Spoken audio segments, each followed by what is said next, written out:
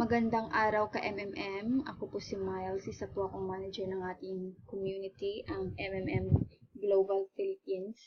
At ngayon ay tuturo ko sa inyo kung paano po tayo mag-transfer ng ating Bitcoin from blockchain wallet to coins.ph para po mag-cash out po tayo, para po ma-cash out po natin yung ating Bitcoin.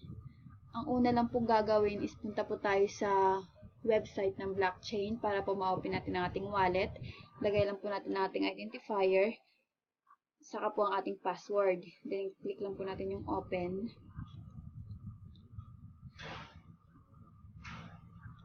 Ayan po. Yan po yung Bitcoin na ita-transfer ko po doon sa coins.ph ko po para po ma-cash out po natin. Ito po palang transaction na ito is in behalf po doon sa isa ko pong downline na si Rianel.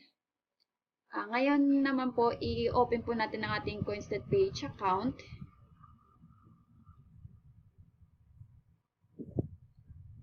Para po makuha po natin yung wallet address na pagsisenda natin ang ating Bitcoin from blockchain to coins.ph.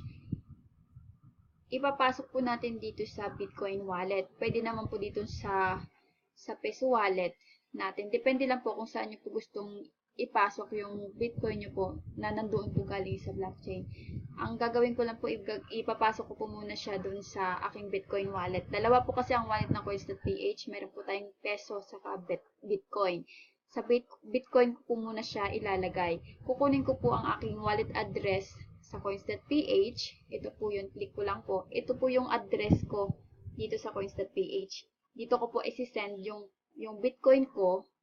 Galing po naman doon sa ating blockchain wallet. Kukunin ko lang po ito. Click ko po dito yung send. Ito po yung Bitcoin address. Dito ko po siya ipipaste. Diyan ko po sa address na yan isi-send yung aking Bitcoin. Kukunin ko lang po ito. Ayan. Then, click ko po yung send payment. Invalid send amount. Bakit kaya? Yun. Ayan.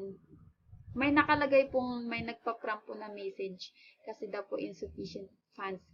Kasi nga naman po, ang transaction po sa blockchain ay mayroon pong charge na, if I'm not mistaken, 0.001 BTC ata per transaction. So, ang gagawin ko na lang po is i-adjust ko na lang po yung amount para po doon na lang po sa isi-send kong Bitcoin, ililess po yung charge.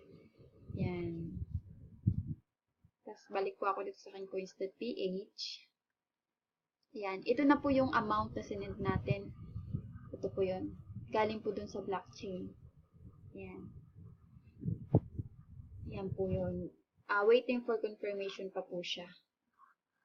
So, ganun lang po kasimple. Tapos, ngayon, since ika-cash out naman po yung Bitcoin na yon, proceed ko na lang po yung aking pagtuturo kung paano po tayo mag-cash out.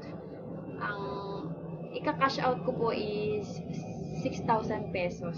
So, ang gagawin ko po is, i-click ko lang po itong cash out.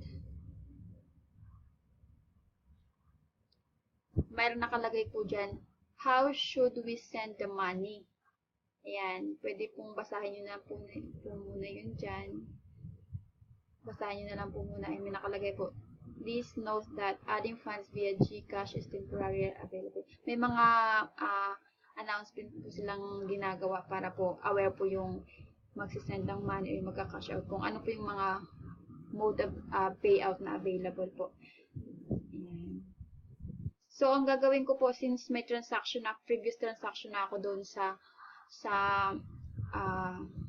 wallet, sa account number na pagsisendan ko, i-click ko na lang po itong recipient details from previous order. Pero meron naman po ditong options.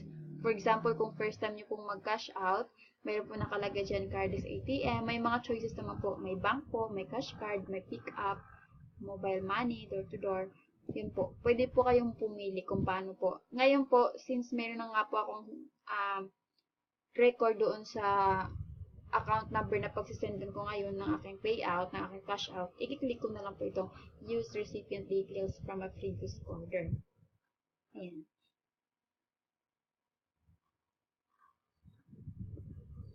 Click ko na lang po si Rianel kasi sa kanya naman po yung pera. Sa kanya naman po ito yung i-cash out ko ngayon. Click ko lang po yung account niya. Click ko lang po yung next. Tapos kung magkano po yung isi-send ko. 6,000 po yung isi-send ko doon sa RCBC wallet. RCBC wallet naman po yung kanyang payout method. Ayan po. May charge po na 10 pesos per transaction po doon po sa RCBC. Ayan po naman po nakalagay. 10 pesos. Tapos ito naman po yung amount na isi-send ko doon sa wallet niya. Click ko lang din po yung next step. Do-double check ko lang po yung card number. Cash card number po niya, yung name niya po, tapos yung amount po na isi-send. Pag okay naman, click na lang po yung complete payment. Yan.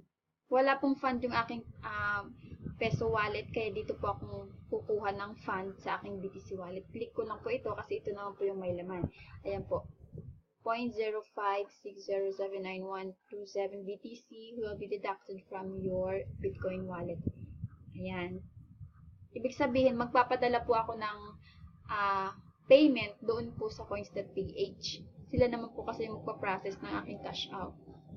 So, click ko lang po itong pay. Ayan.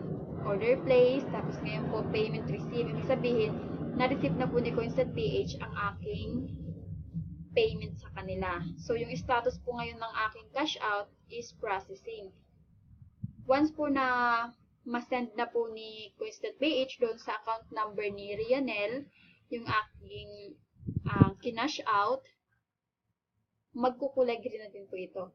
May nakalagay naman po payout sent. Ibig sabihin, na-send na po niya doon, na-transfer na po niya doon yung pera sa wallet po nung recipient.